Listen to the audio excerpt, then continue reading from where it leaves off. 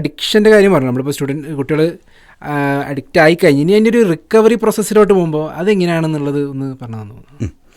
ഈ റീഹാബിലിറ്റേഷൻ നമ്മൾ ശരിക്കും കൊടുക്കും.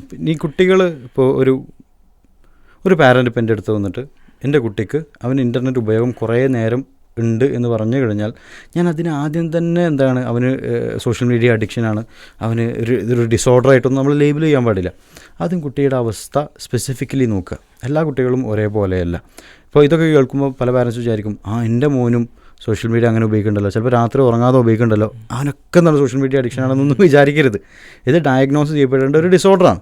നമ്മളാരും ഇപ്പോൾ ഒരു വയറുവേദന വന്നു കഴിഞ്ഞാൽ സ്റ്റൊമക് ക്യാൻസർ ആണെന്നൊന്നും ഡിസോർഡർ നമ്മളങ്ങനെ ഡയഗ്നോസ് ചെയ്യില്ലല്ലോ. അതുപോലെ തന്നെ ഇത് ഡിസോർഡറാണ് നമ്മൾ പെട്ടെന്ന് ഡയഗ്നോസ് ചെയ്യില്ല.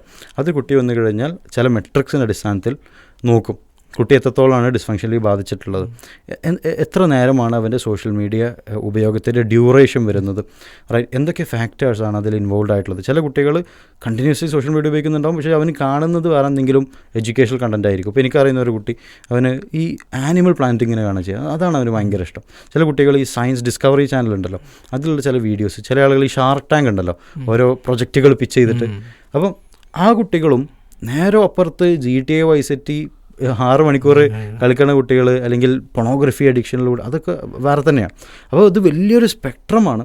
അപ്പോൾ ആദ്യം ഇയാൾ ആ സ്പെക്ട്രത്തിൽ എവിടെ നിൽക്കുന്നു എന്നുള്ളതാണ് നമ്മൾ നിർണ്ണയിക്കേണ്ടത്. ഒന്നാമത്തെ step problem identification and diagnosis, അതൊന്നാമത്തത്. അപ്പോൾ അതിന് നമ്മൾ അസസ്മെൻറ്റ് ടൂൾസുകളുണ്ട്, അതൊക്കെ ഉപയോഗിക്കുന്നു. അതിനുശേഷം അതിനനുസരിച്ചുള്ള അതിലൊതുങ്ങുന്ന ഒരു സ്പെസിഫിക് സൊല്യൂഷനാണ് നമ്മൾ കൊടുക്കുക. ഇനി സൊല്യൂഷൻ കൊടുക്കുമ്പം ഇപ്പോൾ ഈ ഡോക്ടർമാർ പ്രിസ്ക്രൈബ് ചെയ്യുന്ന പോലെ ഒരു മരുന്ന് നേരണ്ട എഴുതല്ല ചെയ്യുക, മറിച്ച് ഫാമിലിയുടെ അവസ്ഥ നോക്കേണ്ടതുണ്ട്. ഫാമിലിയിൽ എത്ര നേരം ബാക്കിയുള്ള ആളുകൾ ഫോൺ ഉപയോഗിക്കുന്നു, വലിയൊരു ഫാക്ടറാണത്. ഈ പല കൺസിഡർ ചെയ്യുന്ന വലിയൊരു പ്രോബ്ലമാറ്റിക് വേ എന്ന് പറയുന്നത് കുട്ടിയെ എങ്ങനെ വിളിച്ച് ഉപദേശിക്കുക, കുട്ടിയെ എങ്ങനെ കുറ്റപ്പെടുത്തുക. പാരൻസ് ആദ്യം എല്ലാവരും കൂടി മുന്നിരുന്നിട്ട് പാരൻസ് പറയും ഇവൻ ഇങ്ങനെയാണ് അങ്ങനെയാണ്, കുറ്റപ്പെടുത്തിക്കൊണ്ടേയിരിക്കുക. ഈ കുറ്റപ്പെടുത്തൽ കൊണ്ട് ആളുകൾ നന്നായിട്ടൊന്നുമില്ല കേട്ടോ, റൈറ്റ്. അപ്പോൾ ഇതിൽ കുട്ടിയുടെ അവസ്ഥയും വീട്ടിലെ അവസ്ഥയും മൊത്തമായിട്ട് നോക്കിയിട്ട് നമ്മളൊരു പ്ലാൻ ഉണ്ടാക്കി കൊടുക്കുക. അതിൽ പലപ്പോഴും പാരൻസിനോട് ഞാൻ പറയാനുള്ള സംഭവം വെച്ചാൽ പെട്ടെന്ന് അവൻ്റെ ഫോണും ലാപ്ടോപ്പും കൊണ്ട് എടുത്ത് മാറ്റിക്കഴിഞ്ഞാൽ അത് സൊല്യൂഷൻ ആകുമെന്ന് വിചാരിക്കുന്ന കുറേ പാരൻസ് ഉണ്ട്. എന്നാൽ അത് സൊല്യൂഷനല്ല. നിങ്ങൾ ശരിക്കും ചെയ്യുന്നത് ആ സിംറ്റമിനെയാണ് അഡ്രസ്സ് ചെയ്യുന്നത്, പ്രോബ്ലത്തെ അല്ല. പലപ്പോഴും ഈ പനി വരുമ്പോൾ പനി എന്ന് പറയുന്നത് വേറെ എന്തെങ്കിലും ഉള്ളിലുള്ള ഫിസിയോളജിക്കൽ ഫിനോമിനൻ്റെ റിയാക്ഷൻ ആയിരിക്കാം, റൈറ്റ്. അതിനുള്ള ഒരു മെക്കാനിസം ആയിരിക്കാം. പക്ഷേ നമ്മൾ പനിയുണ്ട് സപ്രസ് ചെയ്യാണ് പലപ്പോഴും മെഡിസിൻ കഴിച്ചിട്ട് ചെയ്യുന്നത്. അതുപോലെ ഇതിന് ട്രീറ്റ് ചെയ്തിട്ട് കാര്യമില്ല. കാരണം ഇപ്പോൾ പലപ്പോഴും പാരൻസ് പറയാറുണ്ട് അവന് നല്ല രീതിയിൽ ഇത് വെക്കേഷന് ഉപയോഗിക്കുന്നുണ്ട്, അപ്പോൾ ഞാൻ ഫുള്ള് എടുത്തു മാറ്റി, ഒരു മാസം കഴിഞ്ഞു ഓൻ റെഡി ആവുമല്ലോ എന്ന് വിചാരിച്ചിട്ട് അവസാനം ഇതൊക്കെ ഒന്ന് ഓപ്പൺ ആക്കി വിടുമ്പോൾ പഴയ പോലെയുള്ള അവസ്ഥയ്ക്ക് പിന്നും പോവുകയാണ്. പെയിൻ കില്ലർ കൊടുക്കണ പോലെയാണ്. എക്സാക്ട്ലി. അപ്പോൾ നമ്മൾ അവിടെ ചെയ്യേണ്ട കാര്യം വെച്ച് കഴിഞ്ഞാൽ സിസ്റ്റമാറ്റിക്കലി ഗ്രാജുവലി കുറച്ച് കൊണ്ടുവരാം. അവൻ ഫോൺ ഉപയോഗിക്കുമ്പോൾ എത്രയാണോ ഉപയോഗിക്കുന്നത് ആ ടൈമിങ്ങനെ ഡ്യൂറേഷൻ കുറച്ച് വന്നിട്ട് ആ ബാക്കിയുള്ള സമയത്തിന് ഒരു ആൾട്ടർനേറ്റീവ് ആക്ടിവിറ്റി നിർബന്ധമായിട്ട് കൊടുക്കണം. പലപ്പോഴും പാരൻസ് ഇപ്പോൾ വെക്കേഷനിൽ അവിടെ GCC ഖത്തറിലാണ്, വേറെ ഡീറ്റെയിൽസ് ഒന്നും പറയണില്ല, പക്ഷേ ഭയങ്കര ചൂടാണ്, കുട്ടികളെല്ലാവരും ഉള്ളിലാണ്, AC ഇരിക്കാൻ അവിടെ ചെയ്യുക.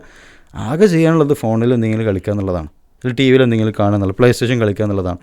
അത് എടുത്ത് മാറ്റിക്കഴിഞ്ഞാൽ പിന്നെ ഒന്നും ചെയ്യാനില്ല.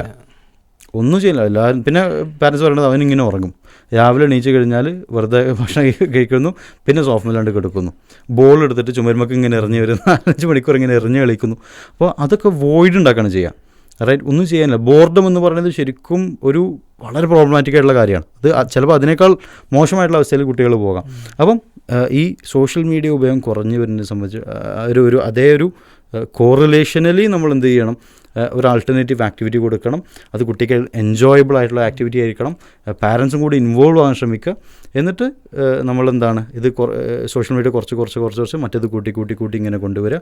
എന്നിട്ട് ആവശ്യമുള്ള യൂസേജിൻ്റെ അവസ്ഥയിലേക്ക് മാത്രം സോഷ്യൽ മീഡിയയെ മാറ്റിക്കൊണ്ടുവരിക. ക്ലിയർ ആയിട്ടുള്ള ടൈം റെസ്ട്രിക്ഷൻ വെക്കുക. ആ സമയത്തൊക്കെ കുട്ടികൾ ചിലപ്പോൾ റിയാക്ട് ചെയ്യും, മോശമായിട്ടുള്ള അവസ്ഥയിൽ അവർ പറയും, ചിലപ്പോൾ ഡോറൊക്കെ ഇങ്ങനെ അടച്ച്, അതൊക്കെ നോർമൽ പാർട്ട് ഓഫ് ദി ചേഞ്ചാണ് എന്നുള്ളത് മനസ്സിലാക്കുക. അങ്ങനെയാണ് ശരിക്കും ഇതിനെ മാറ്റാൻ കഴിയുള്ളൂ.